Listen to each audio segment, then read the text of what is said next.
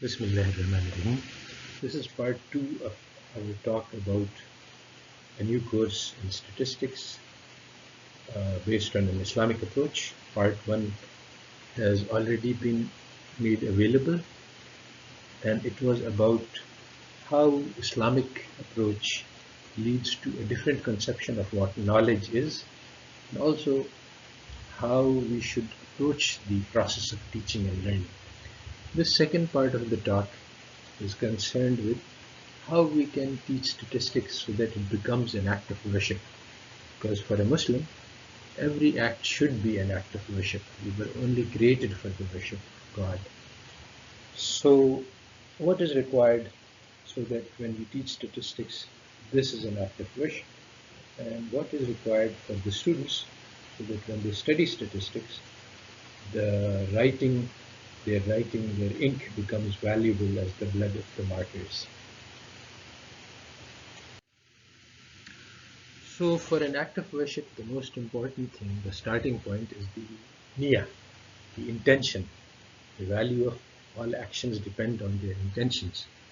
So as it is, if we don't make any interventions, then the students have the intention to pass our course in statistics, to get grades, in order to get a degree, in order to get a job, in order to make money. Making money is the object of life in a capitalist society, in a market society. So in order to make it an act of worship, in order to make it the best of deeds, we need to change this to a higher intention. This requires changing the goals of life. And if we change the goals of life, then we will change the way we live, we think, we act. And this puts a tremendous responsibility on the teacher of a course based on an Islamic approach, because you cannot go with the stream. If you do not say anything, if you just confine yourself to a technical approach, that means that you accept what is being taught, and what is being taught is not good. It is actually harmful to the students, harmful to the Islamic society, and also harmful to ourselves. So what should the intention of the teacher be when we are teaching this course? First, we must understand that the students in front of us, they are not commodities for sale in the market. Each of them contains hidden treasures. Each life is worth the entire planet. So each student who is in front of us, he's another Al-Ghazali, he's another Ibn al-Haytham, he's another Khwarizmi. These are all geniuses. It is up to us to develop this potential within them. So how can we develop this potential? We have to provide them with useful knowledge. What is useful knowledge? Useful knowledge enters the heart and it changes lives.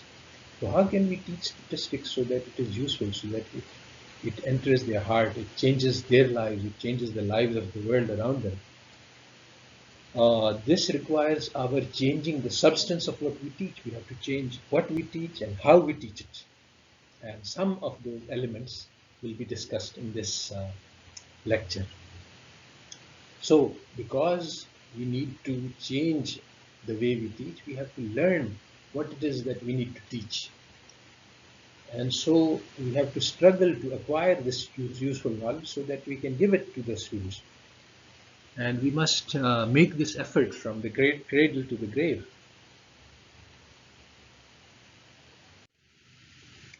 We must remember that Allah Ta'ala has all the treasures of knowledge and seek this knowledge from Allah alone.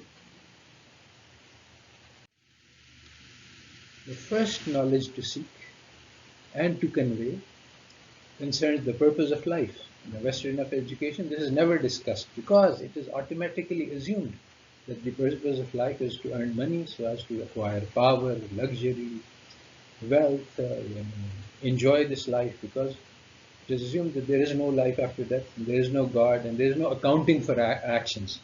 So once this is the case, then this is the only possible purpose. But by not explicitly discussing it, the students are taught to act in this manner by sort of an on-the-job training without any explicit discussion. So they are deceived about the purpose of life. So the Muslim teacher must bring out the purpose of life. And we must ask, why are we here? What should we do with our lives? This is the most important question that all of us face. We have this unique and precious life, only a few moments on the earth. How should we spend them best? This is a long and difficult question about the purpose of life, on which I have written many essays in my blog. I recommend that you look at the essay called Learn Who You Are. But very briefly, we must take remove this idea, this conception that is placed in the minds of the students that you are a human resource, you are a commodity for sale in the labor market. No, we must teach them that you are the most precious of the creations. You can be what you want to be. In this, the teacher is crucial because the students, they are like seeds, they are like mines with hidden treasure. They do not know their own value, and they do not know what the seed can grow into. So when the teacher sees the potential of the student and he values the student far more than the student himself or herself, then this potential gets the chance to grow. You give the students a high vision and they will achieve. They can achieve as high a vision as we plant in them. Currently, they have been trained to aim low, to sell themselves for a few dollars. So we have to teach them to train, to aim high, to set very huge goals for themselves. So in order to make our teaching an act of worship, we must change the purpose for the study. We will ask our students to use the knowledge that we give them to serve the creation of God out of the love of God. This gives us a heavy responsibility. We must make sure that we are providing them with useful knowledge. We can't provide them with just anything which is written in the book without any conception of how this is actually used, whether this is harmful, whether this is useless, or whether this is useful. Uh, in this, because we are all learners, because there does not exist a body of knowledge which we have and which we are going to give, so we have to use the fellow traveler model. Both models are valid. There is a model where the teacher is an expert and the students are learners, but in this approach, it is more useful to say that we are all travelers on the path to the truth.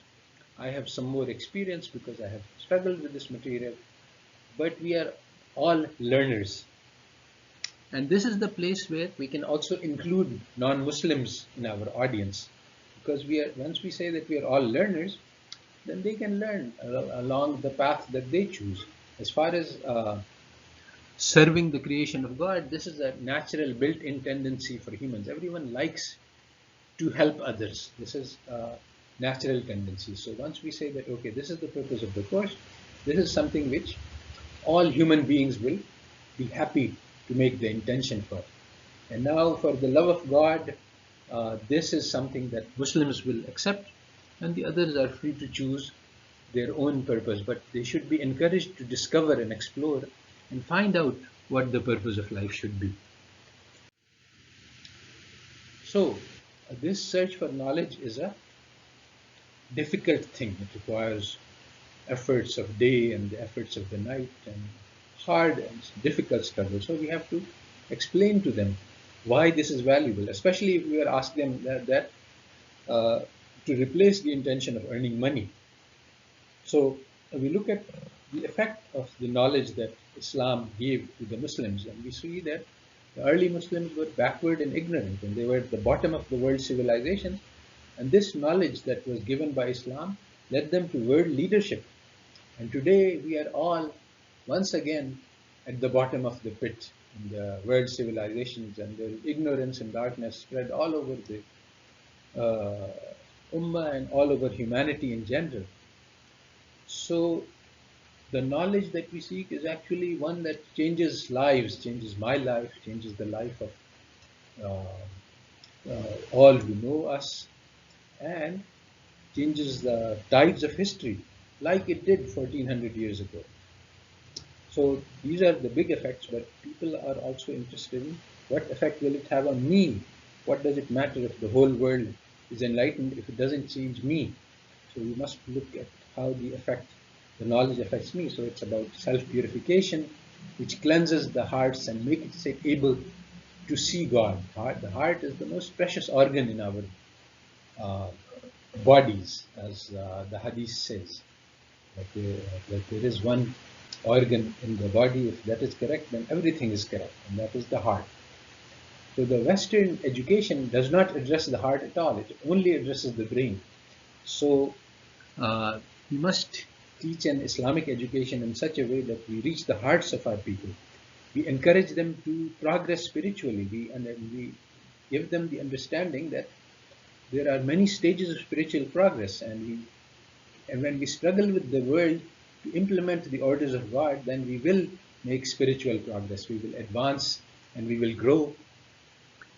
And one of the ways to do this is to do Amr bil Maruf, to try to take the message that we have been given, to take the understanding and struggle to implement them in our lives and struggle to convey this message to others. It is in this process of struggle, Allah Ta'ala clarifies the message and educates us and trains us. As Allah Ta'ala says, وَالَّذِينَ جَاهَدُوا فِينَا لَنَهْدِيَنَّهُمْ سُبُلُنَا. So if we make the struggle to change ourselves and to spread the message to others, this can actually launch a revolution in the world. So what are the rules for the students in this seeking of knowledge? We must be humble. We must realize that we know nothing and we can know nothing except by the will of Allah. So we ask from Allah, and we ask because Allah Ta'ala has asked us to seek knowledge. So this is in obedience to the Amr of Allah. And we should not seek it for status, for pride, to make arguments. These are explicitly forbidden in the Hadith. And in fact, these are very common purposes for the seeking of knowledge, so as to get a degree, get status, get pride, and to be able to argue with others. These are all forbidden in Islamic approach to education. And we must approach the acquisition of knowledge with effort and struggle, with the understanding that this is one of the greatest treasures of Allah.